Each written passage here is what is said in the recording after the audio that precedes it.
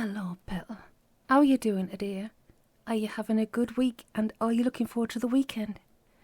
I am so grateful to those of you who keep coming back. Your support is everything. And if you're new here, welcome. If you'd like to hit the notifications bell, give it a like if you enjoy it, subscribe, maybe even share. It's always appreciated. And the main thing is, I always complete an audiobook. Woo! Bit of a nod to the click there because he's awesome. I digress. So, we are having so much fun with book 4 that I've decided I'm going to continue. So we will be doing book 5, The Better Mousetrap, after this one. And hopefully we'll be able to continue on through the whole series. It's always an honour to read for you guys, especially when I can see that you're all enjoying the journey with me. So, I do really appreciate all of you very, very much. Big hugs and snuggles and stuff. Right, enough of this daftness and softness. Okay, let's do this thing. So, we are in chapter 17 of You Don't Have to Be Evil to Work Here, But It Helps. J.W. Wells & Co., Book 4. It should only have taken Benny Shumway 3 minutes to get from his office to the small interview room, even if it happened to be a Wednesday, when the boardroom was in the habit of rotating through 90 degrees, thereby blocking the corridor and making it necessary to take the long way around, through the laser printer room and down the back stairs. As it was, Colin's dad had been waiting for a quarter of an hour when the interview room door opened and Benny strolled in. He was holding a dog-eared manila envelope with a long number written on it. "Sorry to keep you hanging about," he said cheerfully. "I got held up on the way here. We've got the auditors in, and they wanted some old files. Also," he added with a frown, "a set of encyclopedias and a dartboard. My name's Benny Shumway, by the way, and you must be Colin Hollinghead." "That's me," Hollingshead Senior grunted. "Where's the clear woman, then?" "Oh, she's a bit tied up at the moment," Benny said, sitting down and tossing the envelope onto the desk. "So I thought I'd drop by and keep you entertained till she's available. No charge," he added. "Just a free service we offer to all our old and valued clients." Hollingshead Senior scowled at him. "It's all right," he said. "Don't mind waiting till she's ready to see me." Benny waved a hand. "It's no bother," he said. "It so happens there's a couple of things I wanted to ask you. Saves me the cost of a phone call. What's in the bag, by the way?" On the floor beside Hollingshead Senior was a plastic Tesco's bag. He tried to hide it by shifting his leg a little, but obviously it was too late. Oh, nothing," he said. "Nothing? Looks like a pretty chunky nothing to me." "Apples," Mr. Hollingshead muttered. "Promised me wife I'd pick up while I was out. All right." "Absolutely," Benny said, with a pleasant smile. "I love apples, me. I always say you can't beat a good coxes, though I'm quite partial to these new Braemars you see everywhere. New Zealand or someplace, I gather they're from. Is that what you've got?" "No idea," grumbled Mr. Hollingshead. "It just said apples on the bay at the supermarket." Benny shrugged. "Whatever," he said. "Anyhow, to the matter in hand, I take it you want to see young Cassie about the contract." Mr. Hollingshead's eyes narrowed. You know about that?" "Here at JWW we're very much team players," Benny said brightly. "We don't go in for all that old-fashioned this is my file, keep your filthy paws off nonsense. Nah, we all muck in, offering new viewpoints and perspectives according to how the Venn diagrams of our areas of expertise intersect with each other. So yes, I know a bit about your case." "A bit?" "Enough." "Enough for what?" Benny smiled. "Enough to realise that someone's made a complete bog of something, somewhere. I mean," he went on, Otherwise, I'd have to believe that you deliberately sold your only son to the devil to keep your poxy little factory going. And you wouldn't do that, Benny added sweetly, would you? Mr. Hollingshead was breathing heavily through his nose, making a sound like a sawmill in wet weather. What's it to you, one way or the other? He said, shifting in his seat. You people are just here to do the paperwork, not stick your noses in. Absolutely, Benny said. After all, your company, Hollingshead and Farron, isn't it? Your long-established clients of the firm. Excellent customers. The last thing we would ever want to do is piss you off, so you take your business elsewhere. He reached across the desk and picked up the buff envelope he'd brought with him. I did my own work, you see. Took the liberty of looking at some of the old files on stuff we've done for you in the past. Seems like Hollingshead and Farron have been clients of ours for well over a century. Almost as long as both firms have been in business, in fact. Does your son know that, by the way? Not that it matters particularly. Colin's not really interested in company history, Mr. Hollingshead replied. Which is a bit of a disappointment to me, of course. But there you go. Ah, Benny nodded as he opened the envelope.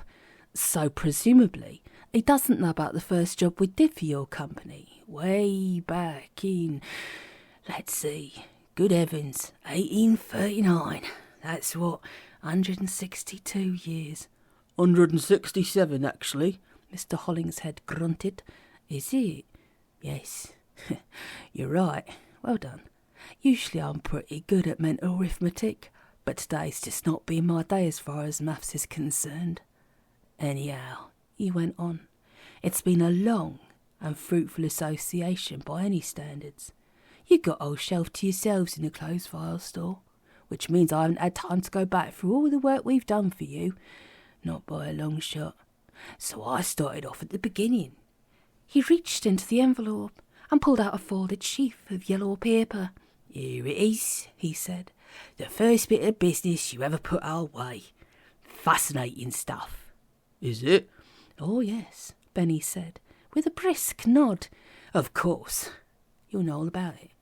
Can't say as I do. Really? Good heavens. Well, in that case, I'll fill you in on the details. After all, I'm sure you're interested in company history, even if your son isn't. Mr. Hollingshead yawned ostentatiously. His miss ain't going to be very long. I could come back. She'll be here any minute, I'm sure. Now then. Benny smiled and unfolded a piece of paper. Actually, it's amazing how little Jack Wells' handwriting has changed over the years. Here we are. If you want to know what a file's about, start with the copy of the invoice. Let's see. To Alexander Farron Esquire, alchemist, Mortlake, Surrey. Benny raised his eyebrows. That's a funny word to use, isn't it? I guess back then it just meant someone who did scientific research, which you'd call R&D these days.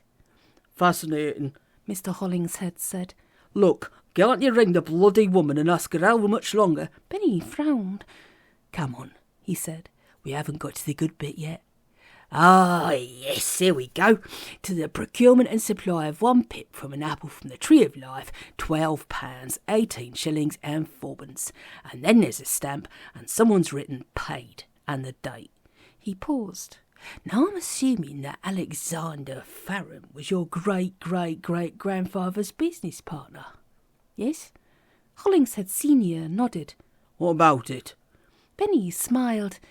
An apple from the tree of life, he said. Now there's an intriguing concept to play about with. I'm guessing it, but would that be the tree in the Bible? The one that gives you knowledge of good and evil? Or am I getting a bit muddled up? Don't ask me, Mr. Hollingshead grunted. I'm an atheist. Really? Don't let your mate Oscar catch you saying that, but I'm pretty sure it's not that one.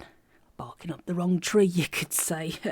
Humour, he added, with a singularly grim expression. Nah, I think what Jack Wells was on about was the tree whose fruit made you immortal. For one thing, that'd tie nicely with the word alchemist, wouldn't you say? This is all bullshit, Mr. Hollingshead said. "And you're nuts." Maybe. Benny shrugged. But I had a look at the file index before I came up here, and all those closed files, 160 years worth. You know what? All those jobs we did for you, they're all to do with trees. Now, that's a funny old subject to consult a firm of sorcerers about, but I'd have thought you'd have been betting off asking Charlie Dimmock, or Gardener's Question Time, for example. He went on, taking a file card from his top pocket. In 1902, your grandad came to see us about pruning lateral shoots, and in 1921 there was an inquiry about how to deal with apple sawfly, and then there was 1927, nasty scare about what looked like honey fungus. But it all turned out all right in the end, so that's okay. Still, it all seems a lot of trouble to go to, unless it's a pretty special tree, don't you think? Mr. Hollingshead gave Benny a stare that should have peeled all the skin off his face. "I've got no idea what you're on about," he said. Really? Benny looked surprised, because according to the file index, you came to see Aunt Wells about bark scab in 1987, and then you were back in 1992 asking Kaz Suslowich about high-tensile titanium trellis, and then again in 1996. Mr. Hollingshead raised his hands and clapped them together slowly 3 or 4 times. "All right," he said. "I give in. What a clever little bastard you are, Mr. Shamway," Benny replied cheerfully. "So, let's see if I've got this straight. Mostly I'm speculating, because like I said, I haven't had a chance to read the files properly. But this is how I think it went. After your great however many times Grandad stole the apple pip from his partner, Mr. Farron—" "It wasn't stealing. He had a good claim in law, but that bastard was determined to cheat us out of what was rightfully ours." Benny raised a hand. "If you say so. After all this time, it doesn't really matter, does it? Anyway, once he got hold of it, he had to hide it somewhere so Farron wouldn't be able to find it. So he thought it'd be clever and hide under the floorboards at home. Unfortunately—" Here Benny failed miserably to suppress a smirk. "Unfortunately, it grew, with the result that your ancestor found himself with a bloody great big tree grown up through the middle of his house. He couldn't transplant it, or it'd die, at least. That was what Jack Wells told him in February 1852. So he had to put up with it. He pruned off all the lower branches to encourage it to grow, and by the time you were born, it made its way up into the loft anyhow. So there wasn't anything to see apart from just the trunk. Is that right?" Mr. Hollingshead nodded. "By that point, of course," Benny went on, "it was all getting to be a bit of a drag, because you all knew, thanks to Humpwell's letters of 15th of April 1977, that it'd be another 25 years at the very least before you could expect to see any fruit. Possibly longer. There's no way of knowing with magic or supernatural fruits. And until you could be sure there was an apple on the way, your great-great-great-granddad's incredibly cunning plan to make a pact with the devil and then cheat his way out of it would have to stay on the back burner. But you're a patient bloke, so you bided your time and got on with keeping the company going until, let's see, 3 or 4 months ago, when you were up in the loft pruning the tree, when you saw what you'd been waiting for all this time, apple blossom, meaning that finally an apple was on its way and you'd be in business." Benny paused, looking for a reaction, but Mr. Hollingshead just sat there, arms folded across his chest. Benny sighed and went on. "Nice plan, though. Clever. You arrange a deal with the very bad people. Basically, they save the company and make it a tremendous success in return for the soul of your firstborn son. Now, it goes without saying, you never had any intention of going through with that. After all," he added quietly, "all you and your predecessors ever cared about was a family business, and it wouldn't be any good to you if the family died out, on account of young Colin accidentally breaching the contract and getting carried off to hell before his time. Nah. The way to make sure the company goes on forever is to line up this deal with the bad people, and then to see to it that Colin lives forever and ever. Beautifully simple. Doesn't matter if he forfeits the contract, he can't give up his soul unless he dies, and if he's immortal, that can't happen. Therefore, the future of Hollingshead and Farron is guaranteed until the sun goes cold and the planet crumbles to dust. And quite possibly after that, if you land a decent contract for bathroom fittings with aliens from Proxima Centauri. Of course, Benny added gently, it wouldn't do to let Colin in on the secret, just in case he might not want to live forever and ever, making small brass widgets on a barren rock in space, while the interstellar wind whistles around his ears. I have an idea that not many people would, but of course, his feelings don't really come into it, do they? Mr. Hollingshead looked at Benny for a long time. No, he said. Benny nodded. Thought not, he said. Anyway, that's more or less it, I guess.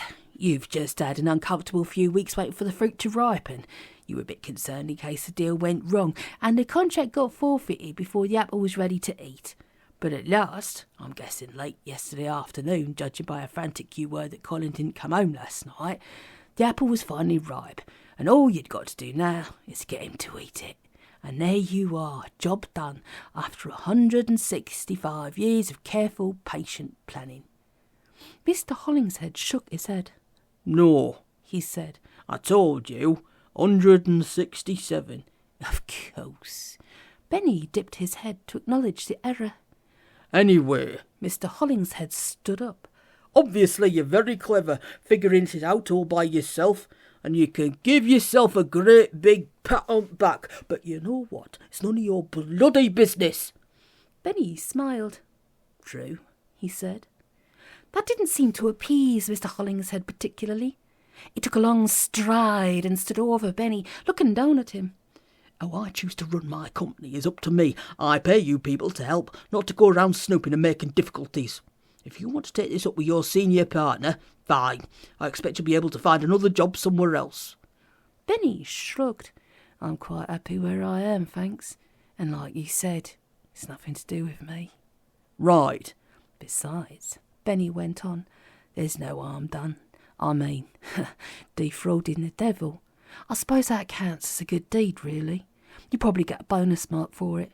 Who knows, maybe you'll end up going to heaven after all. Mr. Hollingshead laughed. Like I told you, I'm an atheist. I don't plan on going anywhere, not in the foreseeable future, which is all I'm concerned about. He grinned and sat down again. So, now that you've solved the mystery, what are you going to do about it? Me? Benny shook his head. Nothing. I was just curious, that's all. Intellectual curiosity. Sorry if I offended you at all. I didn't mean to. I only started investigating when I realised something was a bit screwy somewhere. Until I knew what was going on, I couldn't tell whether it affected me personally or the firm. Whatever.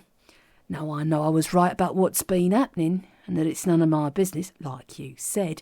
It's been a pleasure meeting you, and now go away and get on with some work. He got up. I'll go and see what's holding up young Cassie.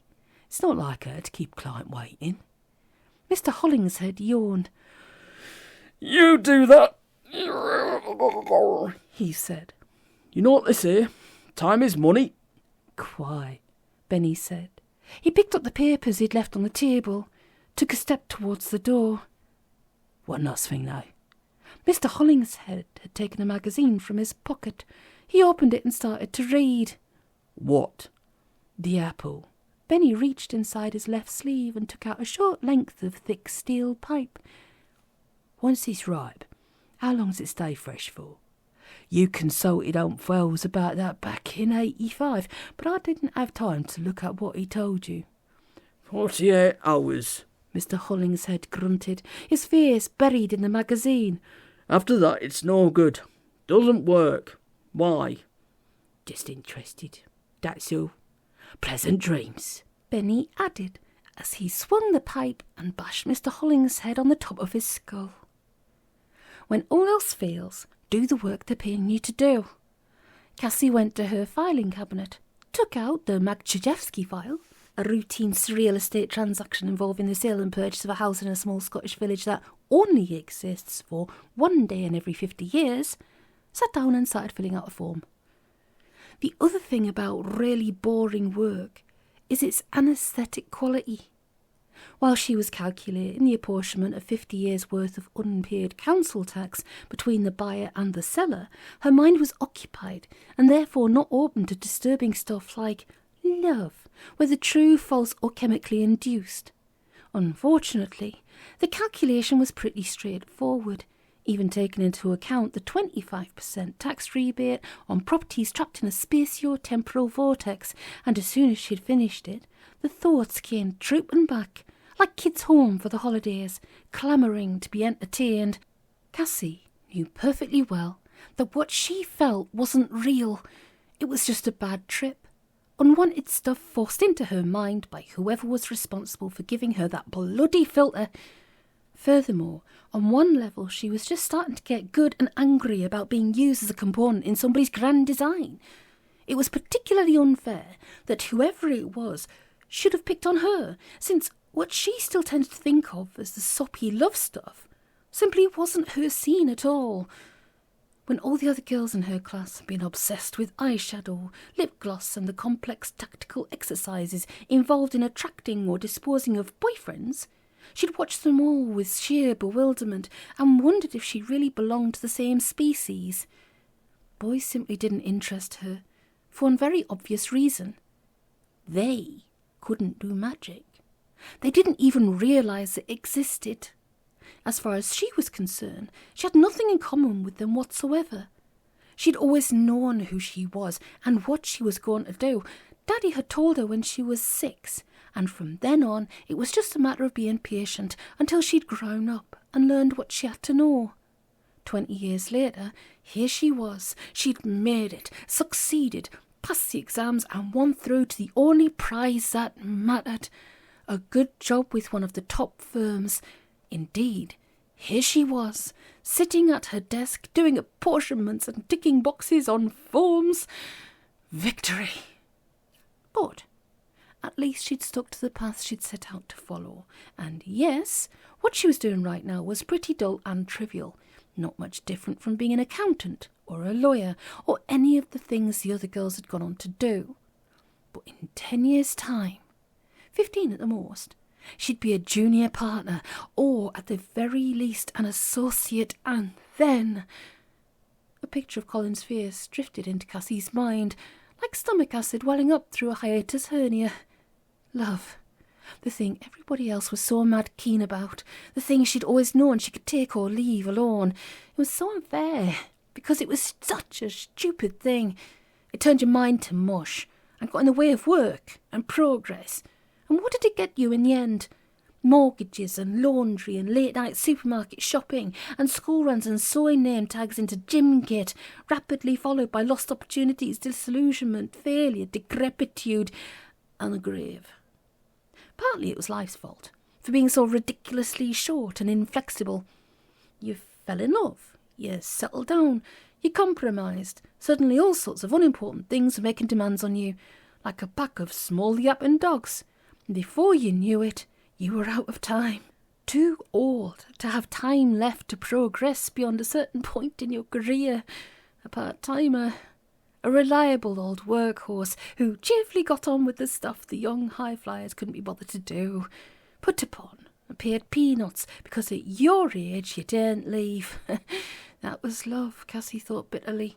A nasty trick played on 50% of the population in order to ensure the continuation of the species. She'd gone out of her way to avoid it. She'd managed it, and now some bastard had rammed it down her throat just to solve someone else's screw-up. It wasn't fair, yelled the child inside her, who'd spent her free time reading Daddy's books while her friends went bowling or rode their ponies.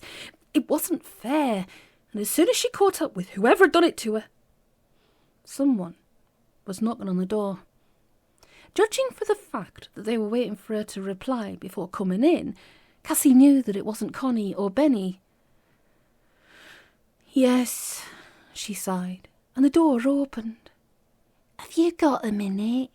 It was, what's her name? The thin-faced girl. Sure, Cassie replied, putting down the form. What can I do for you? The thin-faced girl folded herself neatly into the spare chair, like a Japanese master of origami. We need to discuss your future, she said. For a moment, Cassie felt like she'd missed a step on the escalator. Excuse me. We should really have gone into it fully at your assessment interview, the thin-faced girl went on. But that wasn't possible, because the situation hadn't really developed properly at that time. Now, however, matters have come to a head, so it would be as well to make some definite plans. If it's convenient, of course, she added. Cassie looked at her for a moment, then said, What on earth are you talking about? The thin-faced girl smiled. I see, she said. My apologies. I overestimated you. I assumed that by now you'd have worked out for yourself the identity of the new owner of the firm. Can't say as I have, Cassie growled. So maybe you should just come out of it and tell me. Of course, the thin-faced girl said. It's me. Push off, Benny had advised him, and Colin had been brought up to defer to his elders and betters. He pushed. Finding his way out of the maze of corridors, staircases and landings was an intriguing mental challenge, for which he wasn't in the mood. He'd just about given up hope of ever seeing the sun again when he found someone to ask. Excuse me, Colin said. I'm lost. I'm trying to get to the front office. The stranger, a thin-faced girl with mousy hair tucked behind her ears, pointed down the corridor he'd just emerged from. Down there, and follow your nose, she said. You can't miss it. Oh, Colin said. I was just there, and it didn't... It does now. Deferring to his youngers and inferiors hadn't been part of his upbringing, so presumably he'd learned to do that all by himself. Thanks, he said, and went back down the corridor. A moment or so later, he pushed through a fire door and found himself in reception. The first thing he saw was the back of her head. Then she turned round. Oh, said Fam. It's you. Nice to be reassured about something.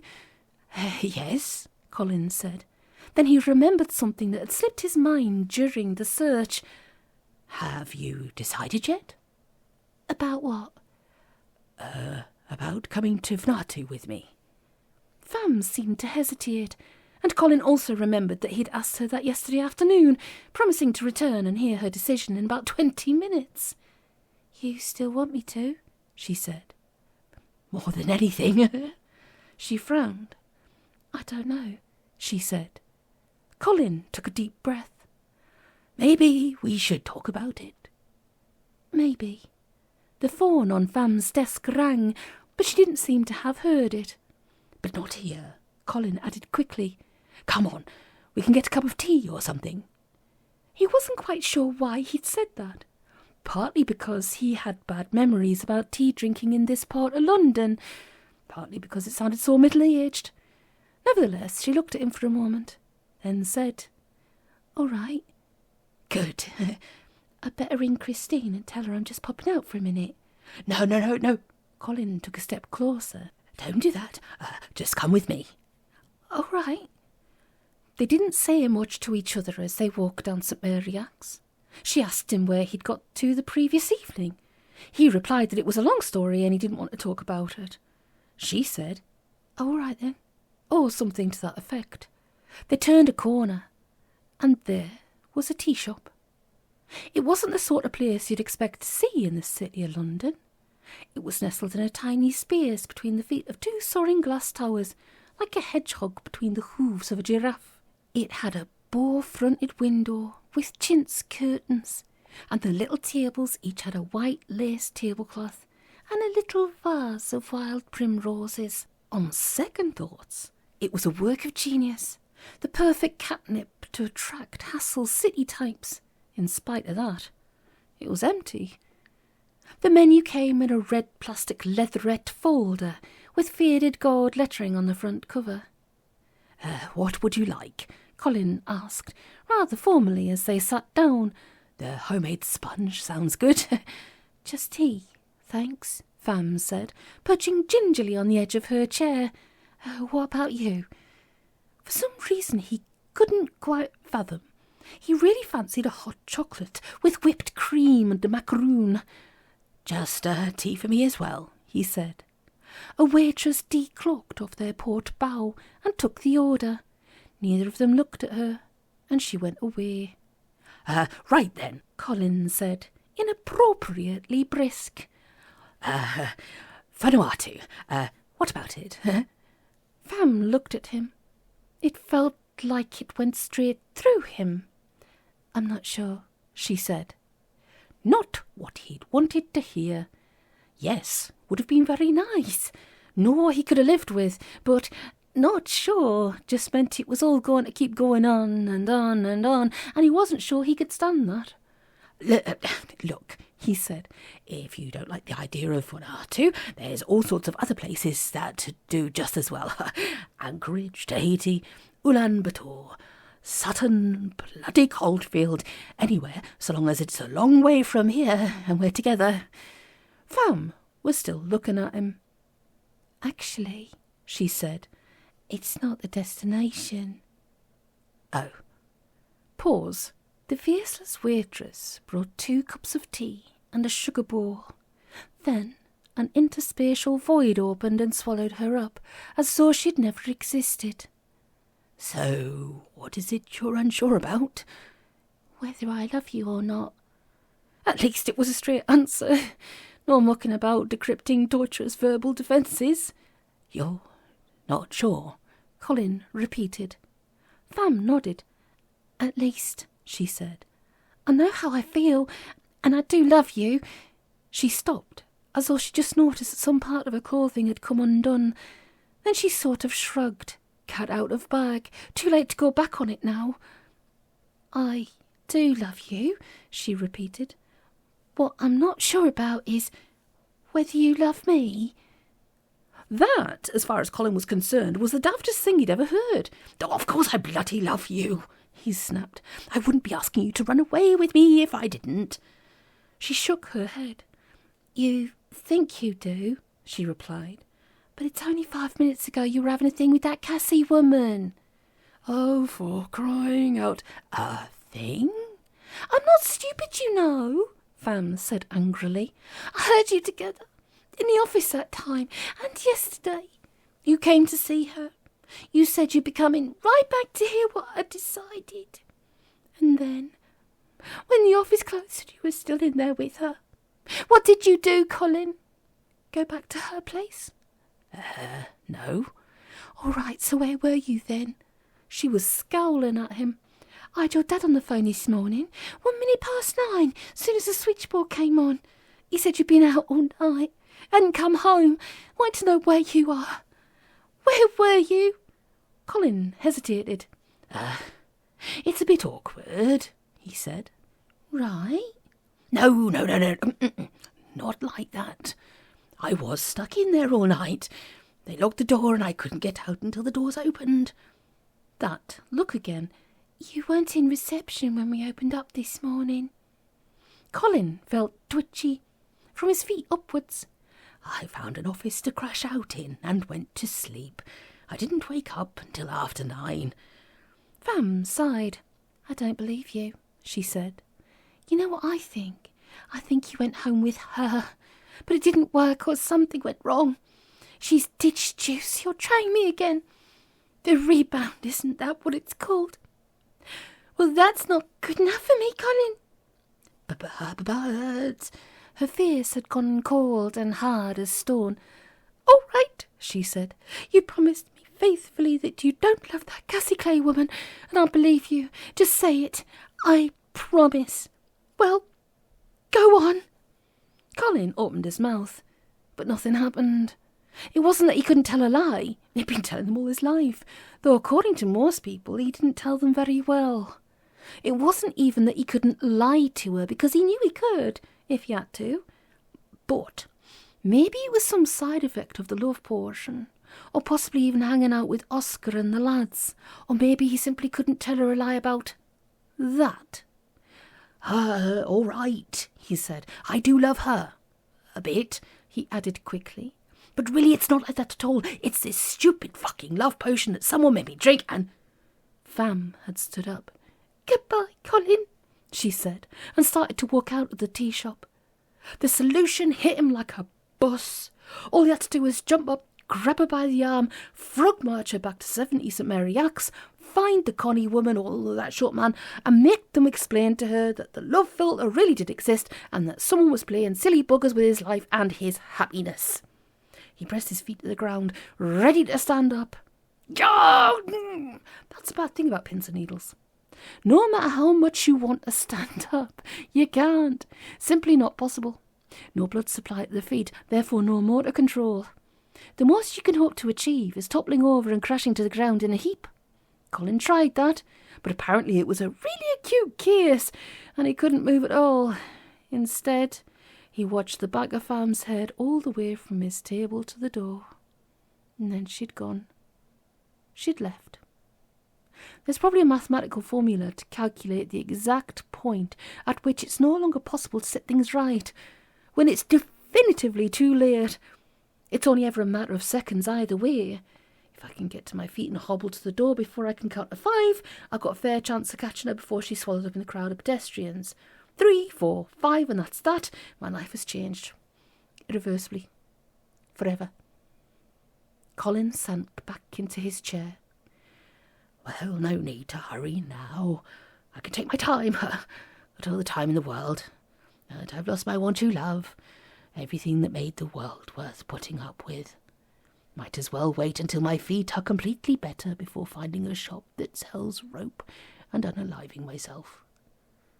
The waitress came and gave him the bill. Inexplicably, she was almost cheerful now. Was it possible that she hadn't figured out what was happening here? Could anybody be that unperceptive and still remember to breathe? He grunted and picked up the scrap of paper. He looked at it, trying to remember what the hell it referred to. Tea. Tea, for crying out loud. What possible good was tea to anybody at a time like this? Colin knew he was supposed to pull himself together, or something, but he doubted that the bits of him still had enough tensile strength to withstand the procedure. So he looked at the bill instead. 2 teas, £1.20 each, total £13.75, service not included. He dropped the bill back onto the plate it had arrived on, loathsome and unambiguous as the head of John the Baptist. The only possible explanation for its being there was that the world simply didn't give a damn. Nobody cared. They probably hadn't even noticed. No worldwide appeals for help. No emergency relief operations or days of national mourning. No rock concerts in Hyde Park in aid of the victims. Instead, there was just him, with a broken heart, and a demand for £13.75. Colin frowned. 2 teas at £1.20, total £1.75. Not that it mattered remotely, but £1.20 times 2 doesn't come to £1.75. Not even in leap year with Gordon Brown doing the arithmetic. It was absolutely irrelevant to anything at all. But the bastards were trying to overcharge him. No, scrub that. They were charging him too little. A consolation prize, maybe. Or perhaps today they were running their Broken Heart special offer between 11 a.m. and 2:30 p.m. A 20% discount for anybody whose one true love walks out on them during the course of the meal. Because maths wasn't his strongest suit, Colin ran through the figures one more time. Fine. Either the laws of mathematics are broken down entirely, or else he was 65 pence ahead of the game. Meanwhile, shook, probably, freezing relays in his mental database. A lover's quarrel in a tea shop over a ludicrous misunderstanding. She departs in tears. He fails to follow because his foot's gone to sleep. Either the scriptwriters on tragedy have no shame about recycling old ideas, or all this had happened before. Funkhausen's loop. But that's... His foot was better now. Much better. And Colin jumped up as though he'd sat on an electric fence. He scrabbled in his wallet, yanked out a £5 note, and scampered to the door. This poor lad. I can't even. Now, I did wonder a couple of times about the different figures our Mr. Holt was quoting there, but I remained true to what was written in the book. So don't come for me on this one. I flipping love this book. I can't even. And I hope you're enjoying it as well. As always, if you want to, leave a comment, let me know what you're thinking. You know, have a little bit of an interaction with it. I always love hearing from you. Even if you want to just hit the like button or just come back and join me next time. It should definitely be on Saturday, I hope, my voice permitting, because it is a little bit scratchy right now. But yes, we are looking at Saturday for the next chapter, which will be chapter 18. And the first 2 words are surprise, surprise. So that always ends up quite well. So the main thing is, look after yourselves. Take it easy. Thank you for listening. Ding ding that notifications bell. Subscribe if you're enjoying what you're listening to. Please like and share if you want to. But otherwise, I look forward to seeing you in a couple of days. And thank you. I really, really appreciate you. Take care. See you soon, Petal.